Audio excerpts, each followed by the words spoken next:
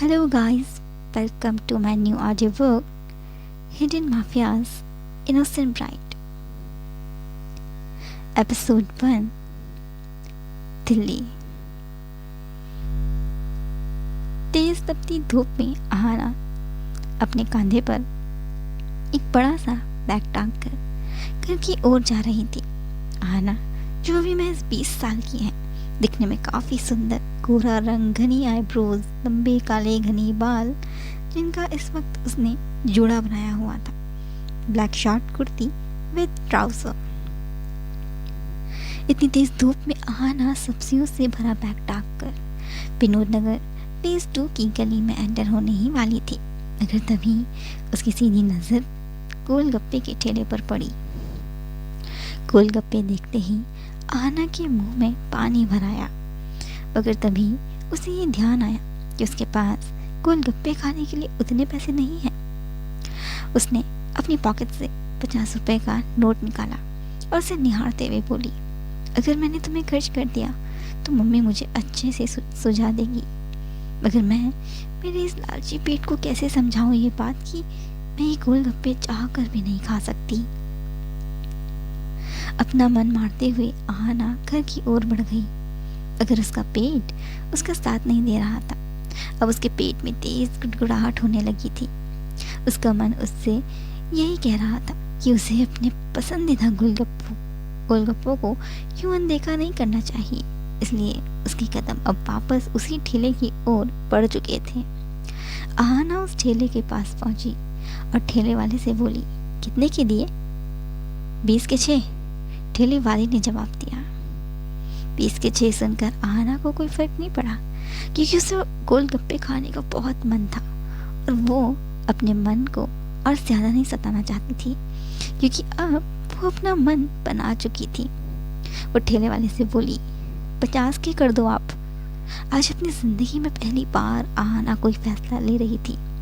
वो पूरे कॉन्फिडेंस के साथ ठेले वाले से बात कर रही थी और इसी बात का फायदा आहाना की सौतेली छोटी बहन आरोही ने उठा लिया। उसने अपने लेटेस्ट आईफोन 15 प्रो मैक्स में आहाना की फोटो खींच ली और वीडियो रिकॉर्ड करके अपनी माँ को व्हाट्सएप कर दी। गोलगप्पे खाने के बाद अब जाकर आहाना के अंदर हिम्मत आई थी। उसने वापस से अपना सब्जियों का बैग अपने कांधे पर टांग कर घर की ओर बढ़ गई। सासमल भवन, double storey villa. Aahana villa के अंदर दाखिल हुई। बाहर लॉन में आहाना की बुजुर्ग दादी माधुरी सासमल, माँ अर्चना सासमल और बुआ दुर्गा शाह बैठकर चाय पी रही थीं। तभी उन तीनों की नजर आहाना पर पड़ी।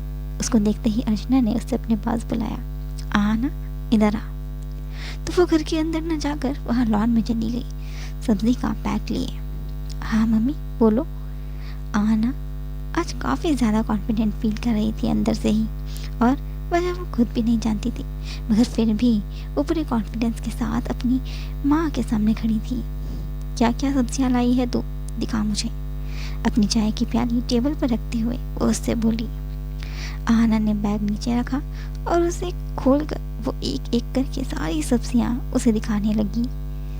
सारी सब्जियाँ देखने के बाद अर्चना उससे बोली, कितने की आई सब्जी और कितने पैसे बचे हैं तेरे पास? इस बात का जवाब तो आहाना के पास था, मगर वो चाहकर भी नहीं दे पा रही थी। आहाना को नजर नीचे झुकाए शांत खड़ी देख अर्चना ने कस के उसका हाथ पकड़ा और उसे घर के अंदर ले गई।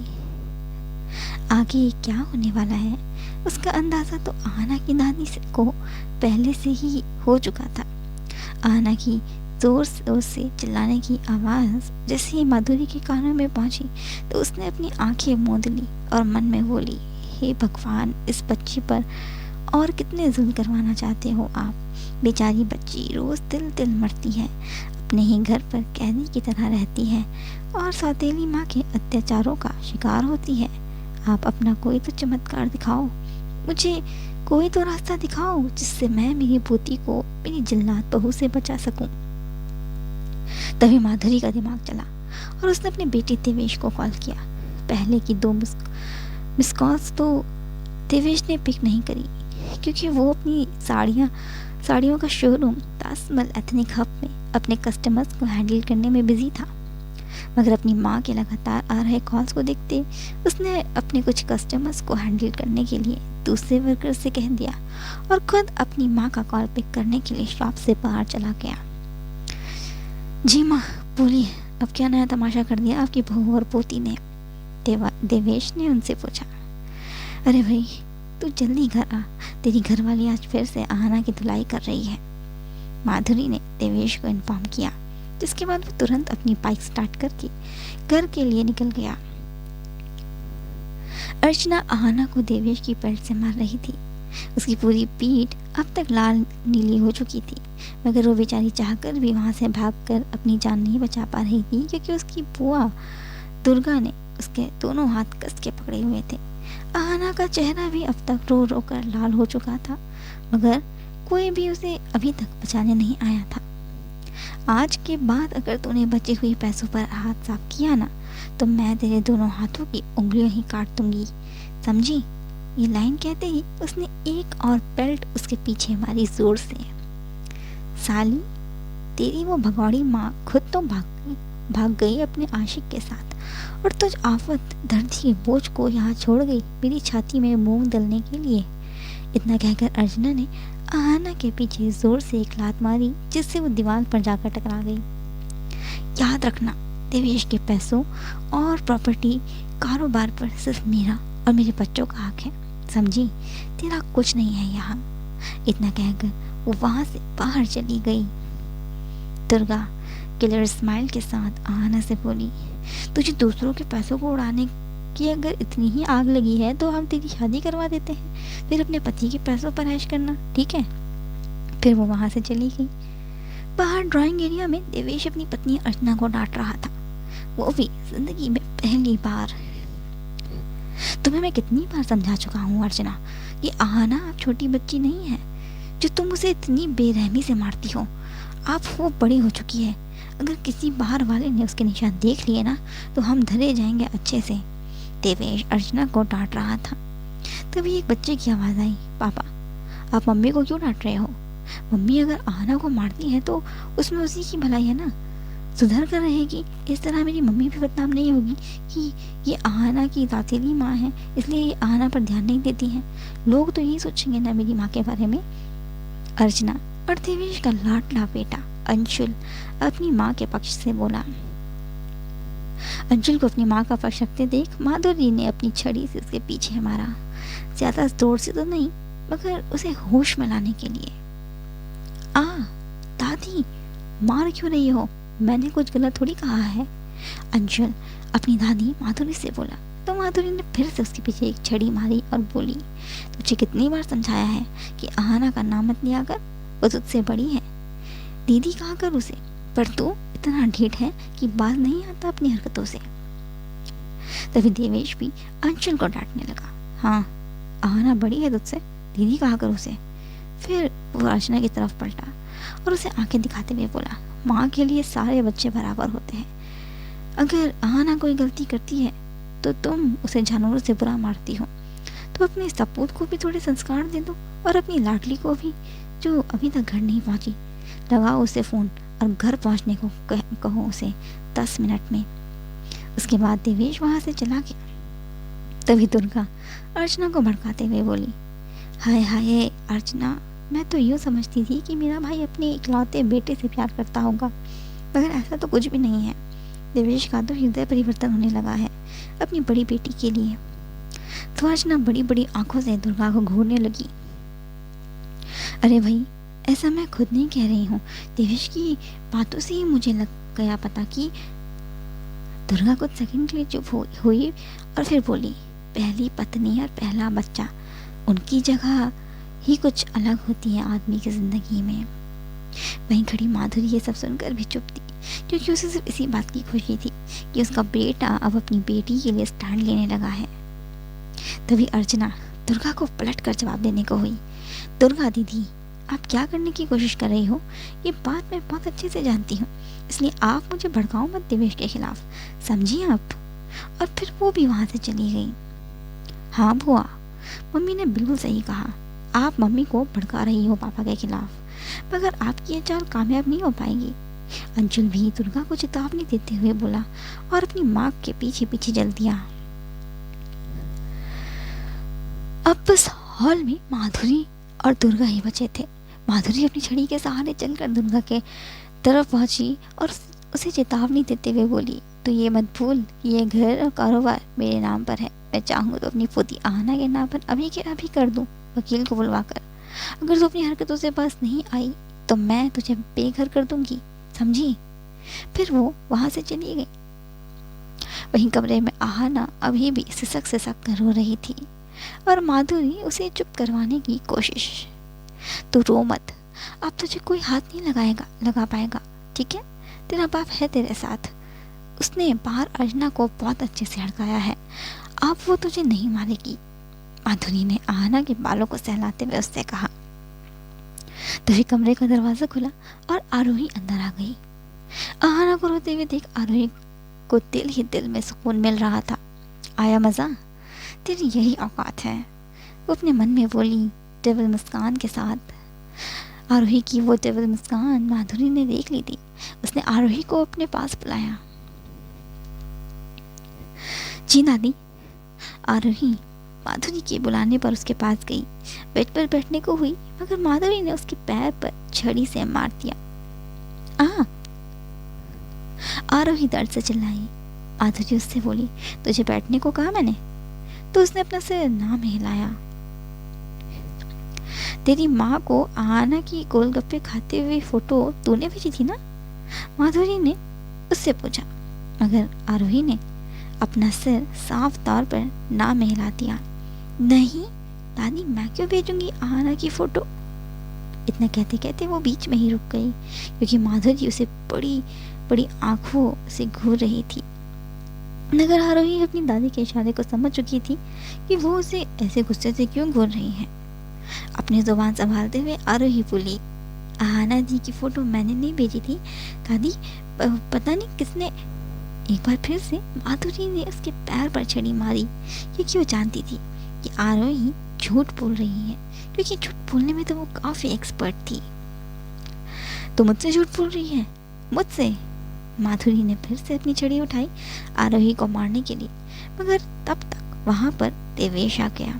माँ, ये क्या कर रही हो तुम? आरोही को क्यों मार रही हो? अब इसने क्या किया है? देवेश हैरान भरी नजरों से अपनी माँ को घूर रहा था, सवालिया नजरों से। तो मुझसे सवाल कर रहा है? जरा अपनी लाडली का फोन चेक कर, तुझे पता चल जाएगा कि मैं इसे क्यों मार रही हूँ। माधुरी ने आरोही का फोन उसकी पॉकेट से निकालने की कोशिश करते हुए देवेश से ये बात कही। वहीं आरोही बार बार अपनी पॉकेट को अपनी दादी से छुड़वाने की कोशिश कर रही थी।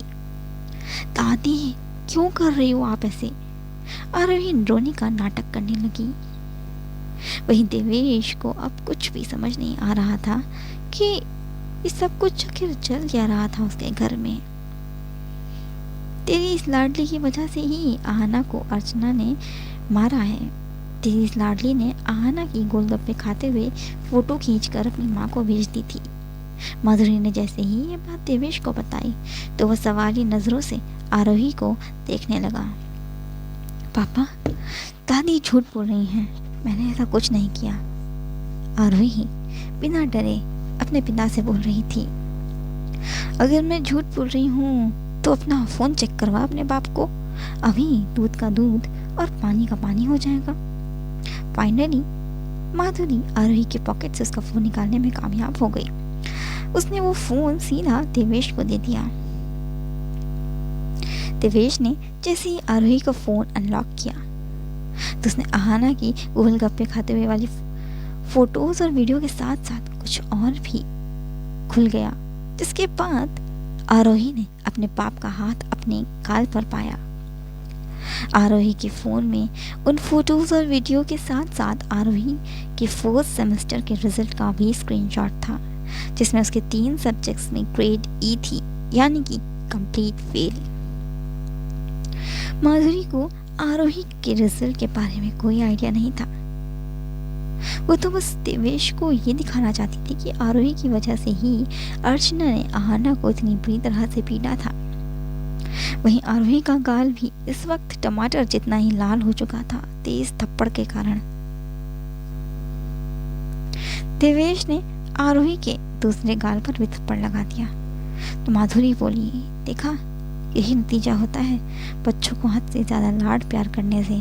चुगली करने की इतनी बुरी आदत पड़ चुकी है इस लड़की को कि भविष्य में इसका घर बसाना भी मुश्किल हो जाएगा हमारे लिए।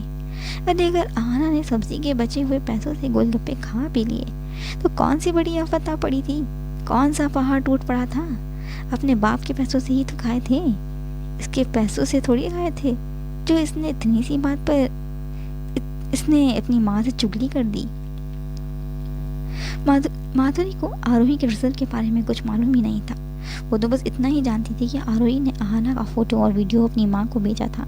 इसके बाद अर्चना ने बेरहमी से आहाना की पिटाई करी थी। अर्चना, अर्चना। देवेश जोर जोर से अर्चना का नाम पुकारने लगा। वो भागकर आहाना के कमरे में आ गई। देवेश की आवाज काफी तेज गुस्सा सुनाई दे रहा था, इसलिए उसकी आवाज सुनकर दुर्गा बुआ और अंशुल भी वहां आ गए। जी, क्या हुआ? अर्चना कांपती हुई आवाज में देवेश से बोली।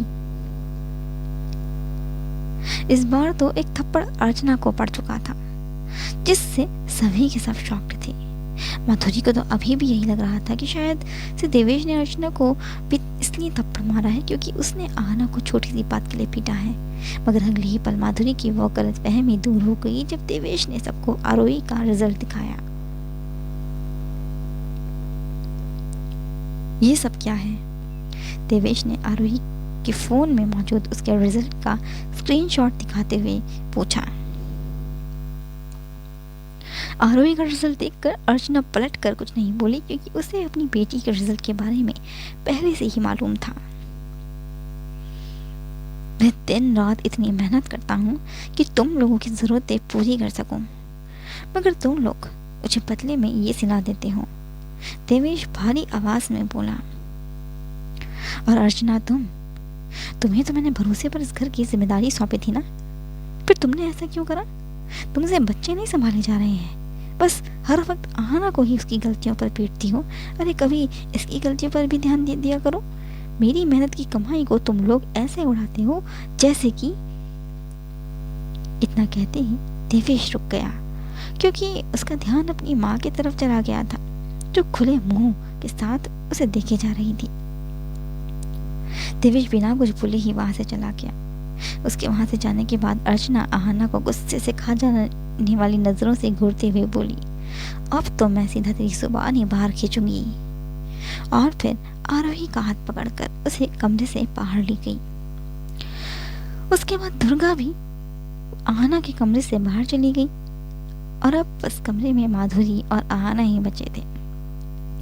आहाना ने अपना सिर अपनी दादी की गोद में रखा और बोली, दादी, मम्मी पापा को छोड़कर चली गई थी तो इसमें मेरी क्या गलती, क्या कसूर है इसमें मेरा? आहाना का सिर प्यार से सहलाते हुए माधुरी ने जवाब दिया, तेरी कोई गलती नहीं है बेटा, नहीं तेरा कोई कसूर है। तो सिर्फ अपनी पढ़ाई पर ध्यान दे, आगे जाकर तुझे ही अपने बाप का बिजनेस संभालना है। इसके लिए तुझे तैयार तो होना पड़ेगा ना।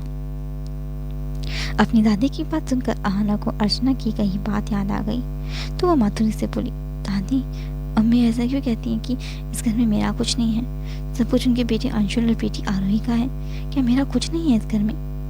आहाना की बात सुनकर माधुरी को अर्चना पर गुस्सा तो बड़ा आ रहा था, मगर फिर भी उसने अपना गुस्सा काबू में रखा और आहाना को समझाने लगी, बेटा, तेरी मम्मी बस गुस्से में ही कह देती है ये बात, पर इस घर में सबसे पहला हक तो तेरा ही है।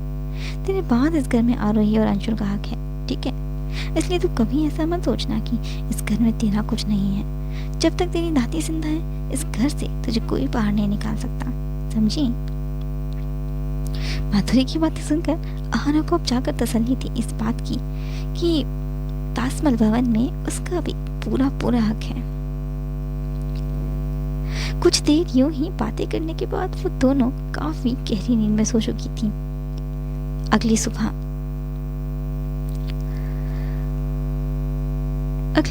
नाश्ते की टेबल पर बैठकर देवेश, माधुरी और दुर्गा शांति से नाश्ता कर रहे थे।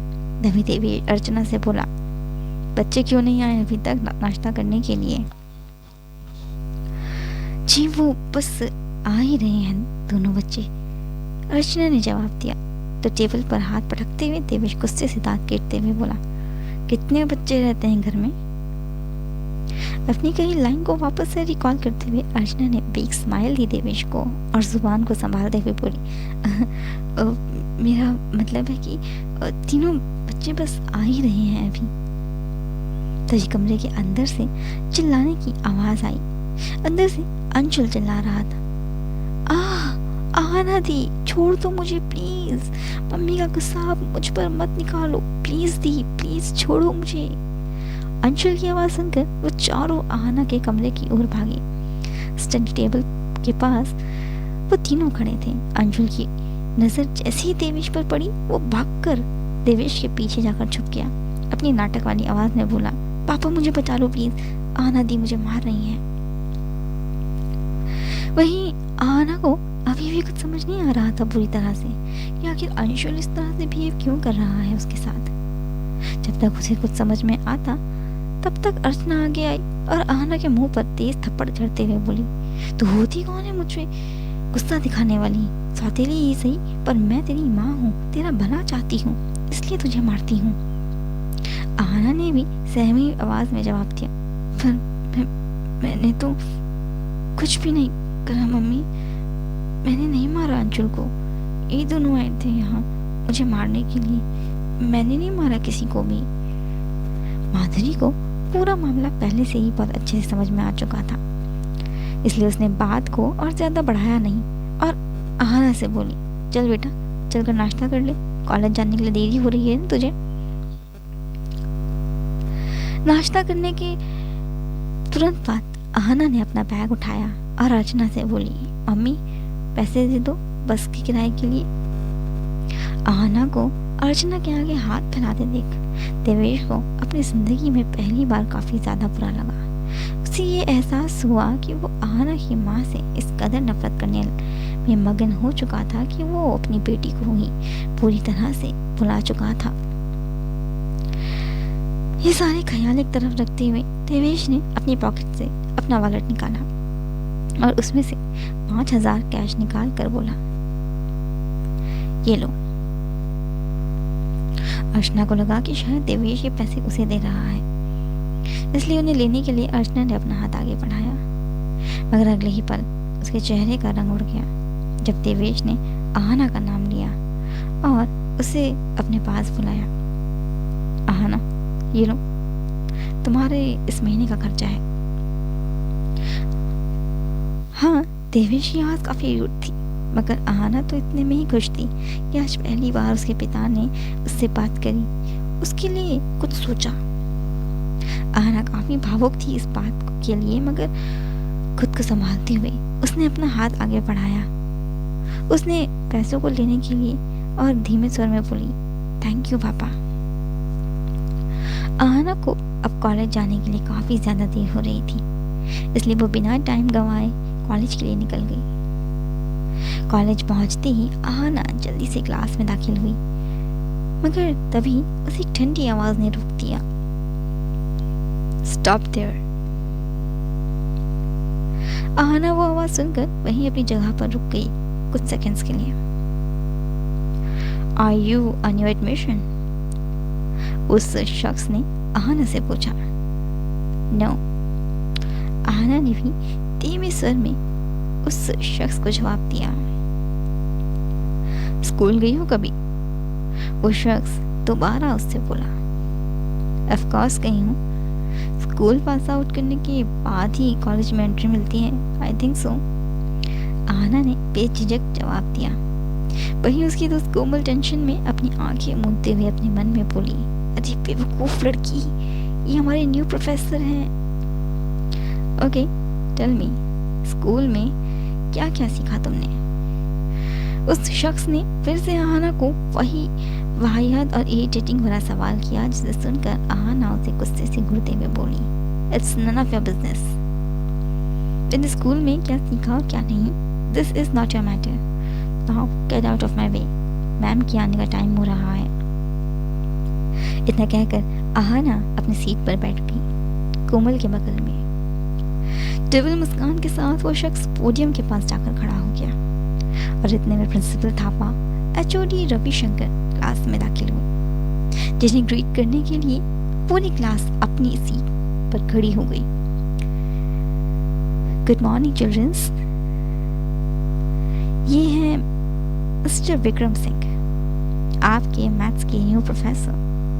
एचओडी रविशंकर ने जैसे ही ये बात अनाउंस करी, आहाना जोर जोर से खांसने लगी, क्योंकि ये सुनकर उसके लिए काफी अनएक्सपेक्टेड था। कुछ सेकंड्स के लिए तो वो सभी पैनिक हो गए आहाना के लिए, मगर कोमल उसे पानी पिलाने के बाद उसकी बैक रब करने लगी। इस तरह से आहाना बैक टू नॉर्मल हो गई। प्रिंसिपल थापा और एचओडी रविशंकर स्माइल के साथ आहाना से बोले, आहाना बेटा, are you okay, feeling better? हाँ?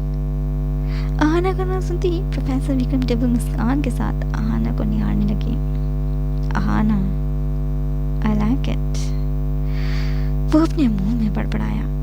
आहाना ने भी अपना सिर हाँ में हिलाया, मगर वो बार बार प्रोफेसर विक्रम से अपनी नजरें चुरा रही थी। ओरिएंटेशन हो जाने के बाद प्रिंसिपल थापा और एचओडी रविशंकर ने क्लास से बाहर चले गए। उनके जाने के बाद विक्रम बाकी बच्चों की तरफ देखते हुए बोला, miss Aahana, can you tell me what the Pythagorean theorem is? Vikram ने जैसे ही आहाना का नाम लिया तो उसके दिल की धड़कन तेज हो गई। उसका दिमाग एक जगह रुक गया, और रुकता भी क्यों ना, आँख वो स्माइल करते हुए लगी इतना हैंडसम रहा था कि आहाना कुछ बोलने की परिस्थिति में थी ही नहीं।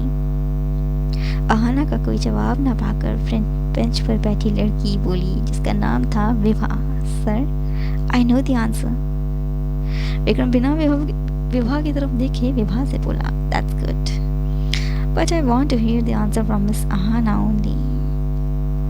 अभी भी विक्रम की नजरें आहाना पर ही टिकी थी। आहाना भी बस विक्रम को ही देखे जा रही थी। वो अपनी बेंच से उठी और व्हाइट बोर्ड की तरफ बढ़ गई। विक्रम पोडियम के पास ही खड़ा था। आहाना ने मार्कर उठाने के लिए अपना हाथ आगे बढ़ाया, तो इसी बीच दोनों के हाथ आपस में टकराए, जिससे उन दोनों के ही अंदर एक साथ करंट दौड़ा।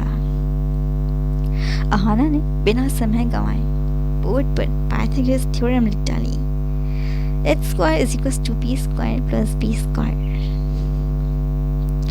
आहाना का आंसर एकदम करेक्ट था, इसलिए विक्रम हल्का सा मुस्कुराया और आहाना वापस अपनी बेंच पर जाकर बैठ गई।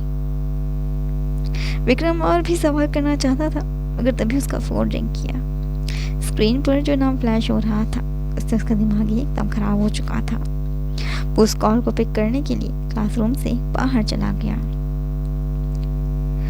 विक्रम के क्लास से बाहर जाते ही विभा आहाना से बोली, मुझे नहीं पता था आहाना कि तुम इतनी ज्यादा एक्सपर्ट हो आदमियों को पटाने में। नहीं, आई मीन तुम तो फर्स्ट अटेम्प्ट में ही पास हो गई प्रोफेसर को इशारा देने में, है ना गाइस? देखा था ना तुम सबने भी कि कैसे ये प्रोफेसर विक्रम को स्माइल दे रही थी। विभा क्लास के बाकी बच्चों से बोली तो बाकियों ने भी उसकी बात पर हामी भरी। हाँ, और सर भी इसे कुछ ज्यादा ही स्माइल दे रहे थे, हमने तो ये भी नोटिस करा। बाकी सब बच्चे भी बोले एक साथ। तभी आहाना के पक्ष से उसकी दोस्त कोमल बोली, come on guys, it's normal. Sir Aahana एक दूसरे से स्माइल इसलिए दे रहे थे क्योंकि दोनों का ही फर्स्ट इंट्रैक्शन काफी अनइमेजिनेबल था, और वैसे भी सर प्रोफेसर कम और स्टूडेंट ज्यादा लगते हैं, तो आहाना को मिसअंडरस्टैंडिंग हो गई थी।